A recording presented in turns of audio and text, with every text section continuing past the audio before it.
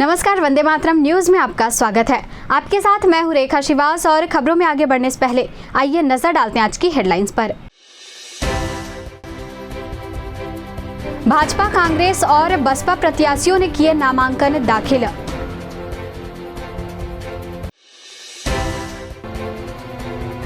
लखनलाल देवांगन ने भूपेश बघेल को बताया देश का सबसे बड़ा भ्रष्ट नेता।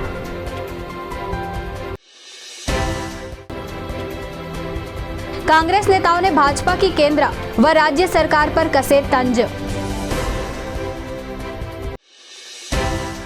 खबरें विस्तार से। घंटाघर ओपन थिएटर में कांग्रेस द्वारा आयोजित सभा में नेताओं ने केंद्र और भाजपा सरकार की नीतियों पर जमकर हमला बोला। नेताओं ने आरोप लगाया कि भाजपा सरकार मुद्दों से भटक गई है और उनके पास जनता को बताने के लिए कुछ भी नहीं है। जनता से किए गए वादे पूरे नहीं किए गए हैं। लोग मोबाइल रखते हैं, आपके मोबाइल में ये सब मैसेज आते हैं।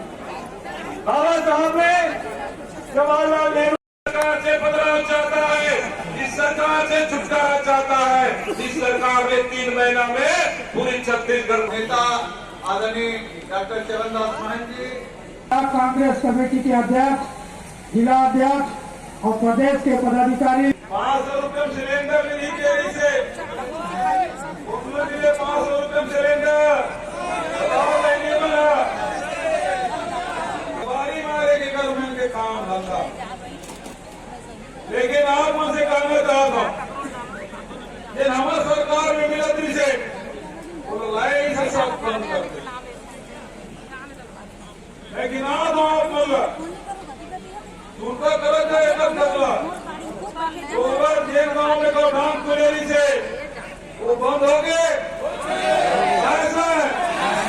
गोबर खरीदी बंद हो गए, वर्मी कंपोस्ट खरीदी बंद हो गए। अब पहली मतलब कहना चाहता हूँ ये विष्णुदेव आए जब से मुख्यमंत्री बने मतलब पता 1000 के हालत खूब करो थे, लेकिन अब तुम केवल 5 किलो मिली। 5 किलो, एक जने 5, 2 जने 10, 3 जने 15।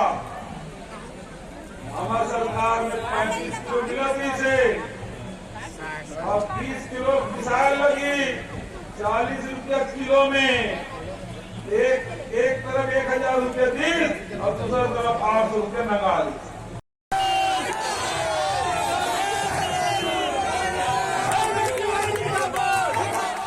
प्रदेश के उद्योग एवं वाणिज्य मंत्री लखनलाल देवांगन ने प्रदेश के पूर्व मुख्यमंत्री भूपेश बघेल को सबसे बड़ा भ्रष्ट नेता बताते हुए कहा कि घोटाले के सरताज थे। उन्होंने कहा कि भूपेश बघेल ने छत्तीसगढ़ को सिर्फ लूटने का कार्य किया। कांग्रेस की विधानसभा चुनाव में हार के बाद उनके नेताओं का मानसिक संतुलन बिगड़ गया है। राजू मितान में उन्होंने क्या काम किया है, इसको क्या लाभ मिला है? खाली उसमें भ्रष्टाचार करने का काम खेल चला था। अब भूपेश बघेल जी प्रदेश की जनता से क्या बात करेंगे? 5 साल उसको छत्तीसगढ़ की जनता ने छत्तीसगढ़ का बागडोर सौंपा और छत्तीसगढ़ में कौन सा काम किए जिसको भूपेश बघेल बताएं? भूपेश बघेल तो ये बताना चाहिए उनको, मैंने गोबर में घोटाला किया, कोयला में घोटाला किया, शराब में घोटाला किया, गोठान में घोटाला किया, महादेव में उनका प्रमुखता से नाम आया है। और इस तरह से घोटालेबाज मुख्यमंत्री में दुनिया का सबसे पहले नंबर का घोटालाबाज मुख्यमंत्री अगर गिना जाएगा तो भूपेश बघेल गिना जाएगा, भूपेश बघेल की सरकार गिना जाएगा। इससे बड़ा घोटालेबाज मुख्यमंत्री हम लोगों ने कभी देखा है न आने वाला समय में देखने को मिलेगा। कांग्रेस आज क्या बोलती है नहीं बोलती, उनको खुद को समझ नहीं आता। कांग्रेस आज पूरे देश में समाप्ति की ओर है। आज देश के सबसे बड़े राजनीतिक दल के रूप में कई वर्षों से काम किए, बाकी देश की जनता को उन्होंने झूठा वादा किया और उस झूठा वादा को देश की जनता समझ चुकी है। आज पूरे देश की जनता पढ़ा लिखा है, गांव से लेकर शहर तक के लोग शिक्षित हैं। एक एक व्यक्ति जानता है कि कौन सा पार्टी जनता के हित में काम कर रहा है, कौन सा नहीं कर रहा है। कांग्रेस के पास झूठा बोलने के साथ उनके पास कुछ नहीं है। 10 साल में हमारे जो देश के प्रधानमंत्री ने आज देश की जो चाहे आर्थिक विकास की मामला हो, चाहे विकास की मामला हो, वो देश को शक्तिशाली बनाने के मामला हो, कि बड़े बड़े निर्णय लेने के मामला हो, माननीय प्रधानमंत्री जी के नेतृत्व में देश हित में निर्णय लिया गया। भाजपा की कोरबा लोकसभा प्रत्याशी सरोज पांडे ने नवरात्रि के महाअष्टमी के अवसर पर बिना तामझाम के अपना नामांकन पत्र दाखिल कर दिया। नामांकन के बाद मीडिया से चर्चा करते हुए उन्होंने कहा कि मुझे माता और जनता का आशीर्वाद मिल रहा है। एक प्रश्न के उत्तर में सरोज पांडे ने कहा कि सपने देखने का सबको अधिकार है, लेकिन सपना हकीकत में बदलना चाहिए।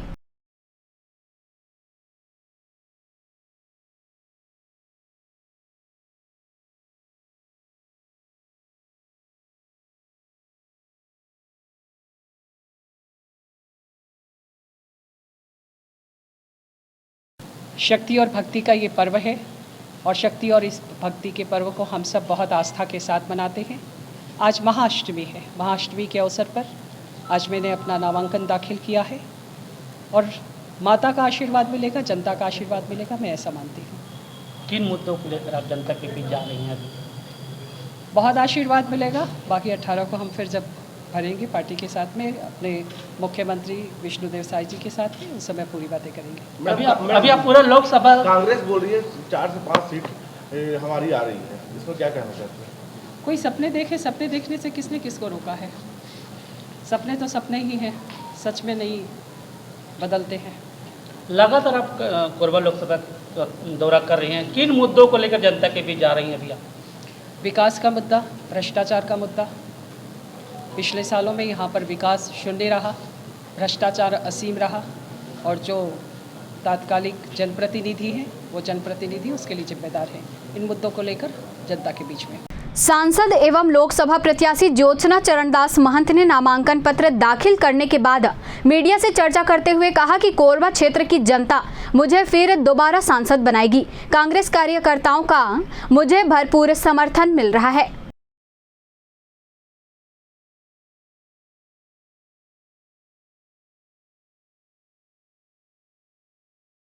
देखिए, मुझे अपने कांग्रेस के कार्यकर्ताओं पे भरोसा है और इसी भरोसे से सोनिया गांधी ने मुझे दोबारा टिकट आशीर्वाद दिया है और निश्चित रूप से मेरे कार्यकर्ता की पिछली बार भी जीत हुई और इस बार भी जीत होगी। अभी तो नामांकन ही भरा है, अब आगे देखिए क्या होता है। ट्रेन को लेकर के आप क्या कहेंगी कि ट्रेन चल नहीं पा रहा है ठीक से इस देश में? देखिए, ट्रेन के बारे में मैंने बहुत कुछ बातें की, रेल मंत्री से बार बार पत्राचार किया, हम स्वयं भी मिले, लेकिन अब बताइए ना, 100 दिन तो हो गए, 90-100 दिन तो हो गए। डबल इंजन सरकार को चला सकते थे तो चला लेते हैं। बहुजन समाज पार्टी के कोरबा लोकसभा उम्मीदवार दूजराम बौद्ध ने अपना नामांकन पत्र दाखिल कर दिया। उन्होंने नामांकन पत्र दाखिल करने के बाद मीडिया से चर्चा करते हुए कहा कि मुझे गरीबों, किसानों व मजदूरों का समर्थन हासिल है। मेरा मुकाबला भाजपा और कांग्रेस से है।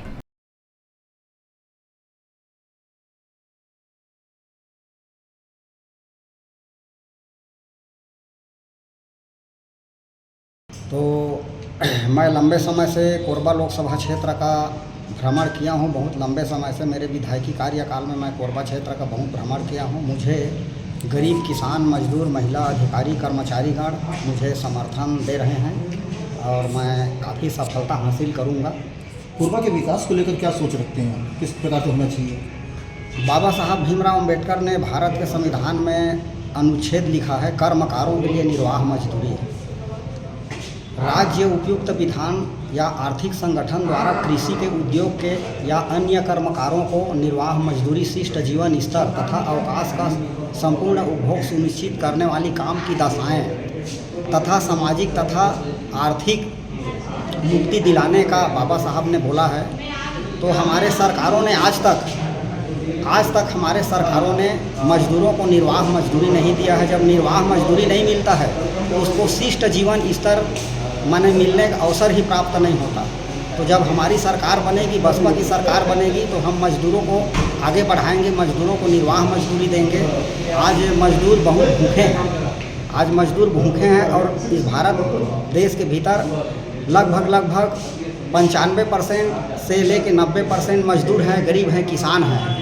उनके बारे में आज तक सरकारों ने कोई पहल नहीं किया है। केवल उद्योगपतियों के बारे में सोचा है दोनों सरकारों ने। आज तक जो दो पूंजीपति सरकार बने हैं वो उद्योगपति के हित में ही कानून बनाए हैं, कानून लाए हैं, उसको लागू किए हैं। लेकिन बाबा साहब अम्बेडकर ने मजदूरों के लिए, किसानों के लिए, महिलाओं के लिए जो कानून बनाया है उसका अमल नहीं हुआ है। तो हमारी सरकार भारत के संविधान का हम पूर्ण अमल करेंगे। कांग्रेस प्रत्याशी ज्योत्सना चरणदास महंत के नामांकन रैली में शामिल होने आए प्रदेश कांग्रेस अध्यक्ष दीपक बैज ने कवासी लखमा को फायर ब्रांड नेता बताया। उन्होंने कहा कि गोड़िया भाषा में एक शब्द के कई अर्थ निकलते हैं। भाजपा वाले अगर गलत अर्थ निकालते हैं तो उसमें हम क्या कर सकते हैं।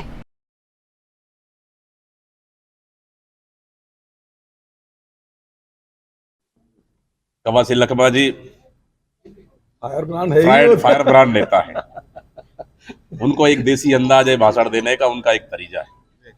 अच्छे से प्रचार कर रहे हैं और बस्तर भी हम जीतेंगे। लेकिन वो प्रधानमंत्री जी के मरने तक की बात कर जाते हैं। देखिए, अब गोंडी में भाषा, अगर कोई गोंडी हल्बी में, अगर कोई लोकल बोली में अगर भाषण देते हैं, एक अर्थ का, एक शब्द का कई अर्थ होता है। तो आपके ऊपर है। भारतीय जनता पार्टी का अच्छा ही दिखती नहीं, उनको बुराई दिखती है, बस यही है। तो अर्थ निकालने के ऊपर है। लेकिन कवासी लखमा जी ने कहा तो लोकल भाषा में क्या, और भाजपा महिलाओं के सम्मान की बात कर रही है, महिलाओं का सम्मान करते हैं। पूरे 11 सीट में सिर्फ एक महिला को टिकट दी, यही तो फर्क है। एक टिकट दी नहीं, कांग्रेस ने तीन। सॉरी, कांग्रेस और भारतीय जनता पार्टी में सीधा सीधा साफ साफ है। महिलाओं को सम्मान करने वाली पार्टी सिर्फ 11 लोकसभा में एक टिकट दी है, जबकि कांग्रेस पार्टी ने 11 लोकसभा में 3 महिलाओं को टिकट दी। यही अंतर। कांग्रेस जो है प्रचार प्रसार में कहीं भी कांग्रेस कहीं भी प्रचार प्रसार में पीछे नहीं है। कांग्रेस 3। अच्छा, ठीक है, 2 बीजेपी, हाँ, कांग्रेस 3, एक आगे है उनसे हम लोग। पूर्व मुख्यमंत्री भूपेश बघेल ने मीडिया से चर्चा करते हुए कहा कि भाजपा वाले इतने उत्साह में हैं कि 11 में से 12 सीट जीत जाएंगे। उन्होंने कहा कि प्रदेश में भाजपा के पक्ष में कोई माहौल नहीं है और उनकी हालत खराब है, क्योंकि जनता को उन्होंने छला है। उन्होंने पार्टी के अंदर किसी भी प्रकार की नाराजगी से इनकार किया। ये तो इतने उत्साह में है कि 11 में से 12 सीट जीत जाएंगे। आज हालत खराब है भारतीय जनता पार्टी की। पूरे प्रदेश में कोई माहौल नहीं है और जब से विधानसभा चुनाव संपन्न हुआ है, रिजल्ट आया है, उसके बाद से आम जनता ठगा हुआ महसूस कर रहा है। उनको लग रहा है कि कहीं कहीं चूक हुई है, और चाहे वो किसान हो, मजदूर हो, चाहे आदिवासी हो, चाहे अनुसूचित जाति के हो, चाहे गांव के हो, चाहे शहर के हो, सबको लग रहा है कि इस समय उसकी भरपाई हमको लोकसभा में करना है। और देखिएगा, रिजल्ट आएगा तो अधिकांश सीट कांग्रेस जीतेगी। तो पार्टी में जिस तरह से भगदड़ मची है, इसको डैमेज कंट्रोल कैसे करें? कल आपकी भाभी ने बीजेपी ज्वाइन कर लिया, भारी प्रमुखता से बीजेपी ने दिखाया।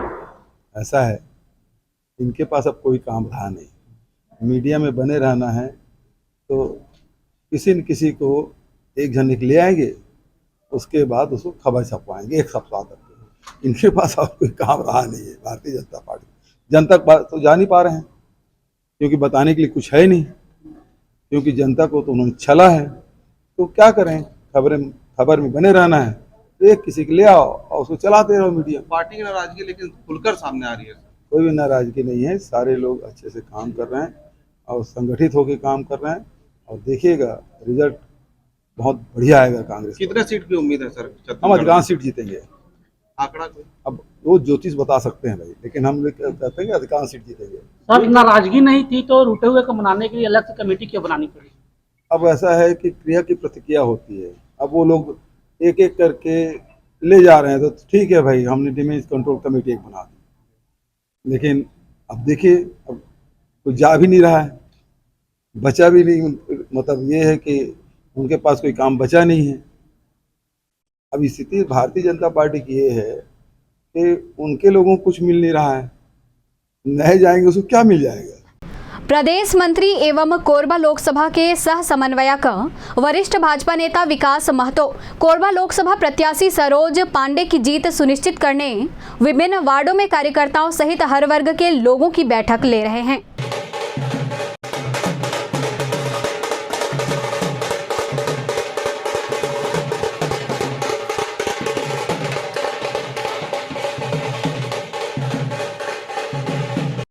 आदिवासी विकास परिषद के अध्यक्ष के.आर. शाह ने प्रेस क्लब में पत्रकारों से चर्चा करते हुए कहा कि देश का संविधान खतरे में है। अगर भाजपा की सरकार तीसरी बार आ गई तो संविधान बदल दिया जाएगा। वर्तमान में हो रहे लोकसभा के आम चुनाव को ध्यान में रखते हुए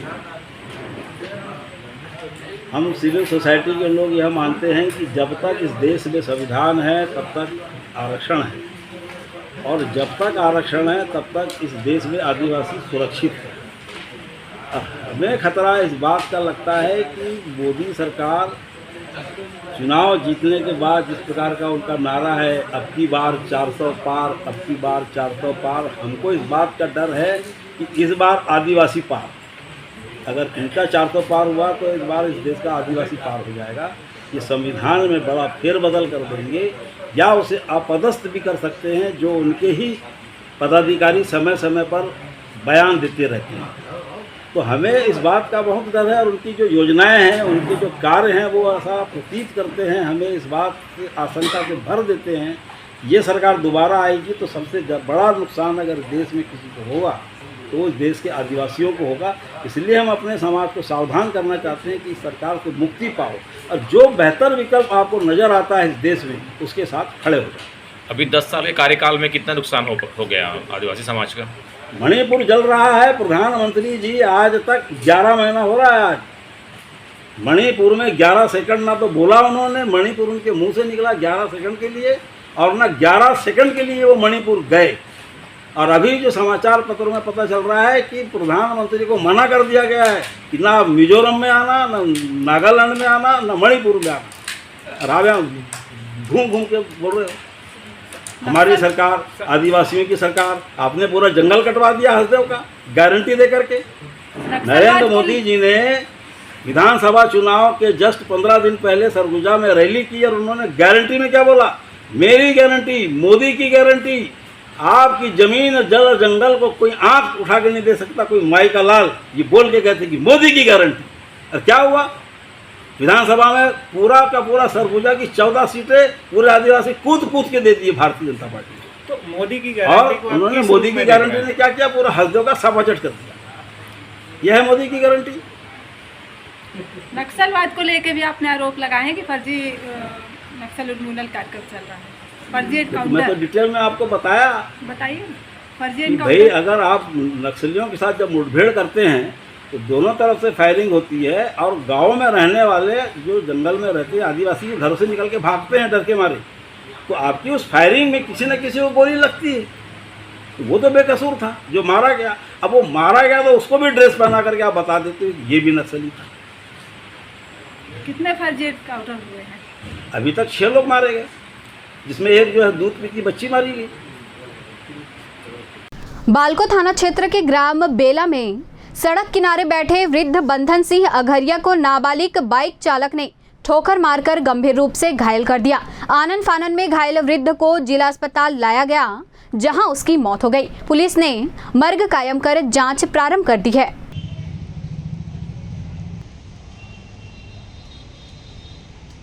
रात के 9 बजे करीबन की घटना है। मोटरसाइकिल वाला मोर पिताजी रोड किनारे में बैठे रही से, एक संग रही से तो ठोक के वो गिर गई ऐसे। तो कहाँ पकड़ाई सो है गाड़ी वाला? गाड़ी है पकड़ा है, वो लड़का तो घरे में है, अभी गिरफ्तारी तो नहीं हो कर।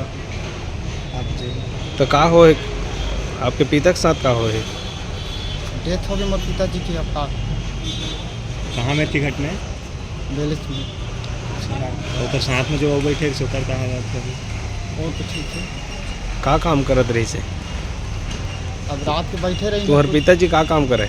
वो बुजुर्ग हो गए रही से, ऐसे घर में रहे, खेती किसान काम करे। कई जन बाल बच्चे रही से? हमन 5 भाई बहन हैं। अब सर जैसे कि रोड किनारे वो बैठे थे तो विपरीत दिशा की ओर से गाड़ी आई और उसे ठोकर मारते हुए घसीटते हुए थोड़ा सा दूर तक ही ले गए। उस हादसे में मतलब उनकी बहुत सारे चोटें आई शरीर में, जिसके माध्यम से वो डेथ कर गए। कितनी लापरवाही है ये सर? मैं तो यही कहना चाहूँगा कि किसी भी पेरेंट्स को कि नाबालिग बच्चे को कृपया करके वाहन ना दें। गाड़ी जो चला रहे थे वो नाबालिग थे। नवरात्रि के पावन पर्व पर सर्वमंगला मंदिर में 9 दिनों तक अटूट भंडारा चल रहा है। यहां आने वाले भक्त मां का महाप्रसाद ग्रहण कर रहे हैं।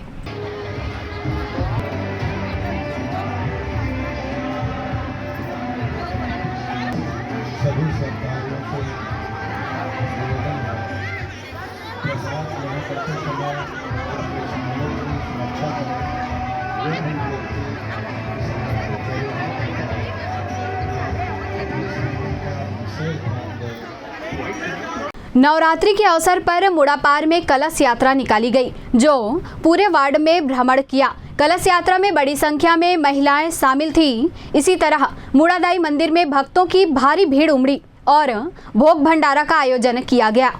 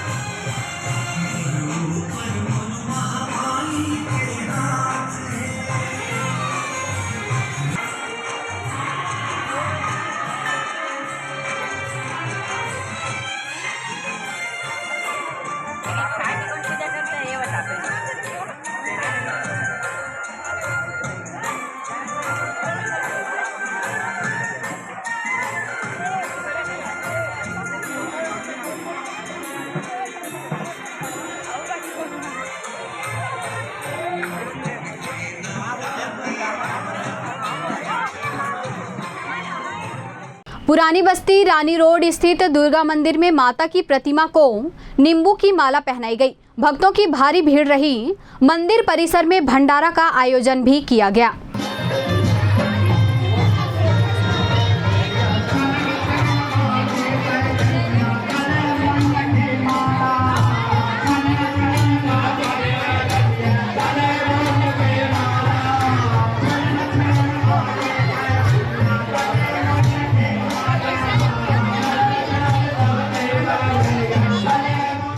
आज के इस बुलेटिन में फिलहाल इतना ही। आप बने रहिए वंदे मातरम न्यूज़ के साथ और मुझे दीजिए इजाजत। नमस्कार।